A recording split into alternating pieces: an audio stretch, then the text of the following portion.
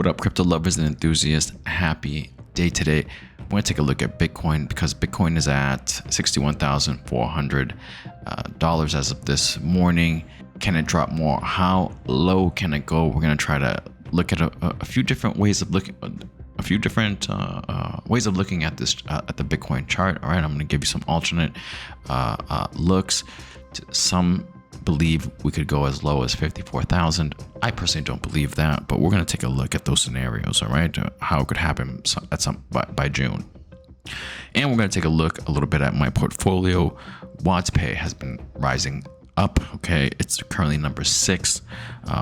So we're going to take a look at my top 10, and we're going to take a look at Chuck because it's been climbing as well. It is currently number 13, ranked between REI and Tectum. So we're definitely going to take a look at my portfolio so you get an idea. Good projects, obviously, in my portfolio, because as of this morning, I am still up 326%, which is outperforming Bitcoin, and that's actually the lowest it's been. It hasn't been at those levels. The last time it was there was March 9th. Incidentally, March 28th, that same month, I was up the highest I've recorded in my portfolio, which was 566%. So we're going to take a look at a bunch of stuff here. And so without further ado, let's do this.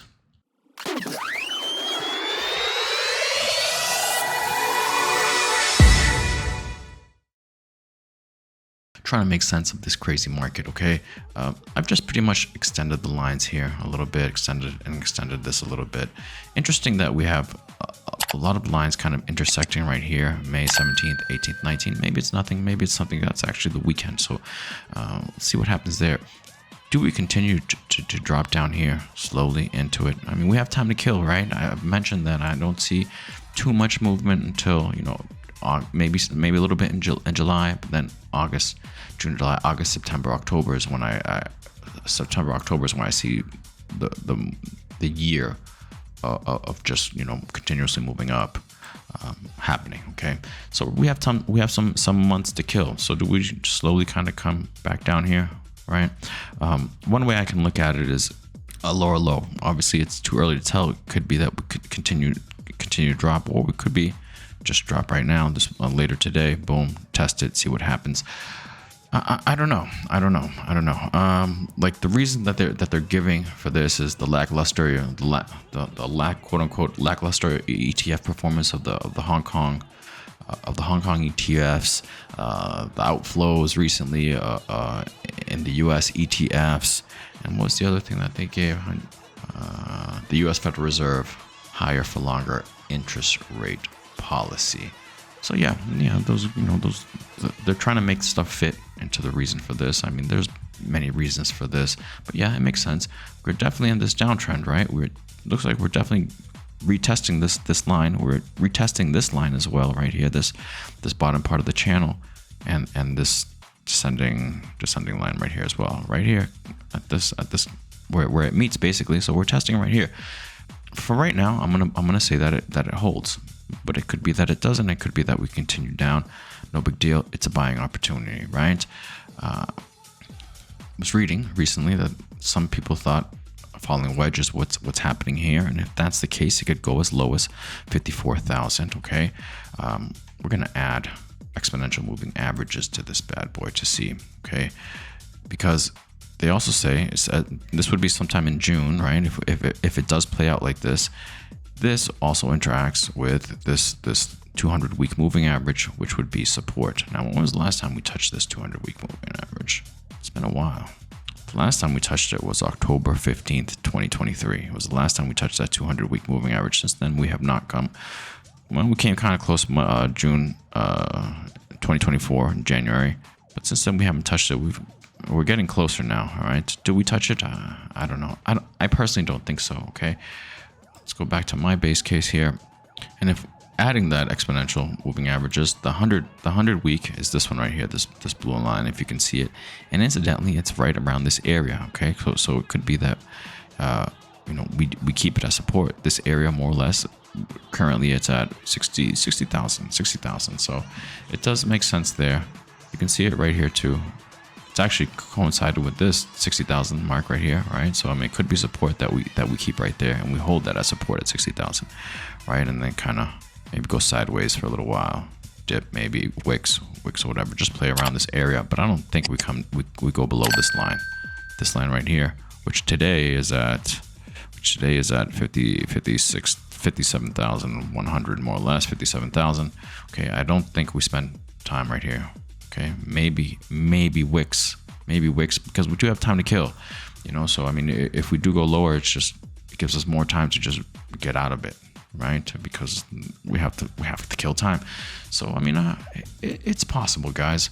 I wouldn't get too scared. Okay, no big deal. This is all opportunity.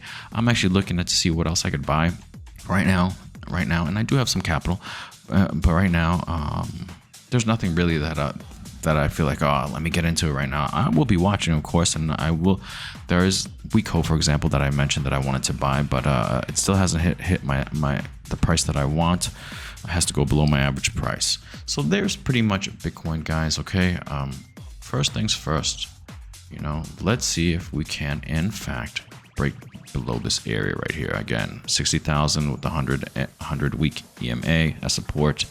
This ascending line right here, support as well. It's at around 60,500, and we're just maybe losing this channel again, like we did before, right? But we came right back in. Maybe again losing the bottom part of this channel, the floor of this channel at 61,200. But right now we're right above it, 61,400. So let's see. We're putting up a fight. Let's see if we can continue or if we drop. Now there is something interesting again with just looking at the candle patterns. Okay, I was trying to see how many times this has happened recently. Three red candles in a row. Usually when I've seen that recently, there's always been one day of a green before a drop again. All right, so maybe today is just a respite day. Okay, maybe we stay around here, but that doesn't mean tomorrow we can't continue the drop. All right, so just keep all that stuff in mind. DCA is definitely the best way to approach this market right now, because this is just a gift. These next few months, if we are just kind of sideways or going slightly lower and into the 60,000, maybe 58,000, 59,000 range, gifts, guys, gifts. So just be hyper aware, be hyper vigilant, and looking for the opportunities. All right, just watch the charts, watch the altcoins that you want to get into, set kind of like a price, or just start nibbling. You know, I like to DCA, I like to nibble, but my position is such that right now I'm finding it hard to find stuff to nibble on. I'm pretty much where I want to be, and just watching some certain coins. All right, so now let's take a look at my portfolio. Right, because of the way this portfolio is, for whatever reason, it doesn't show Chuck. All right, or my base plays, which Chuck is like pretty much my base play. But Chuck is climbing up the ranks for me. Okay, I mean, this is Chuck right now. Chuck is pretty strong, guys. All right, my average buy price 0.008, up from 0.003, right? Because I made so many more buys, and I'm just holding still, and it still doesn't look like it's stopping yet. You know, 21 million market cap. This rises up. How much for me? My average buy price. It's up 150%, right? 180%, right? Another one that's been rising, so that's Chuck is number 13 on my portfolio.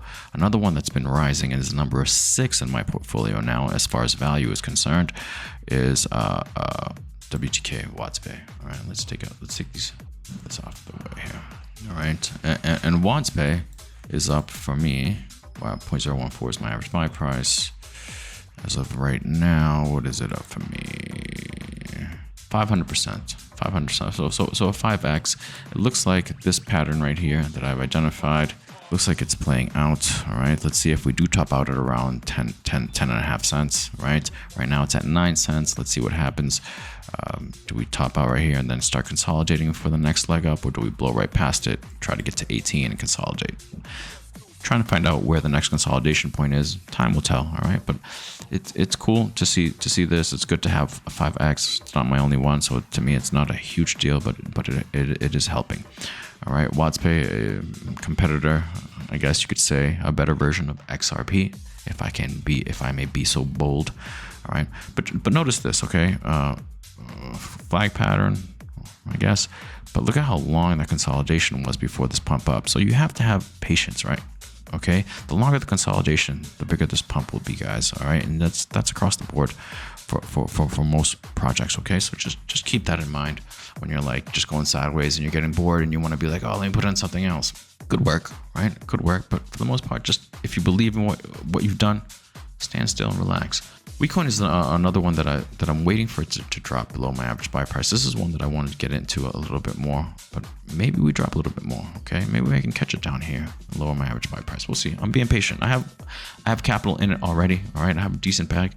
I would just like to add more because I think it can do well. It's a low cap, 5 million market cap, and it's a real world asset play. So I think it's a good narrative. It checks off a lot of boxes for me. Okay, all right. So let's go back to my top 10 now. Looking at those charts. Rio still number 1, Landshare number 2, Trias number 3. I expect big things from Trias, by the way. Credify is number 4, Stobox is number 5, and again, as I mentioned, WattsPay is now number 6, overtaken Synverse at 7, UBXS at 8, Creo at 9, PropBase at 10. Okay, Nakamoto Games is 11, Ori iChain is 12. All right, and in here, in between Ori iChain and Tectum would be Chuck, okay, Chuck, and then Tectum at 14. So Chuck is currently ranked number 13 for me, above coins, projects I own all these, Gamer, GHX, Veracity, above my USDT holding, Fabwell, Toonverse, Block Square, Uno Re, Citus, Clench XCTI, Compete is on my chopping list to get to de-risk a little bit from there. And then other coins like WeCool, because I have smaller bags, Dynex, because I just recently started accumulating this, Trex 20, which has been way underperforming for me. I'm way down on that one, over 50%. Layer AI, again, I just started accumulating, so you have to give those things time to grow. Grow is the AI arm of Trias. I think it's going to do well as well. I have a little bag that I accumulated there, and all the way down line, Pizza, Carrot, AGC, okay, Nasdaq. But that's just because these are low down here because I just started accumulating, or they've underperformed, right? And these up here have overperformed. Okay, so just a lot of projects that you could take a look at. I don't think you'd go wrong in really picking any of these because I think all of them are going to do well, or else I wouldn't be holding them. All right, and I think that is it. Let's go back and finish it off with Bitcoin. So yeah, so what is it? Do we hold support here? All right, do we hold support here? I'm gonna say yes. My bias is that yes, we do hold support here. We don't break below this triangle, but I mean, if you believe this whole falling wedge thing, then we still have some more way to go, and we won't be bottoming out probably in June. But to me, I think we hold around this area. I don't think we go much below 58,200. This area of support. But honestly, we might not even go much below here, 60,000, right? Because hopefully that would be ideal. That would be a higher low, right? Something like this, and then just kind of playing around. We'll see what happens. We've got to take it day by day, take the information as it comes, and then just analyze accordingly, guys. All right. But there's still a lot of opportunities, and there still might be more. So just DCA, be smart, keep your head, keep your wits. Don't get crazy. Don't sell. Sit on your hands and wait, because the good part is still to come. Okay. I'm gonna leave it there. If you can, please like, please subscribe, please leave a comment. I'm trying to grow this channel, and all that stuff helps. See you guys tomorrow. Have a good one. Peace.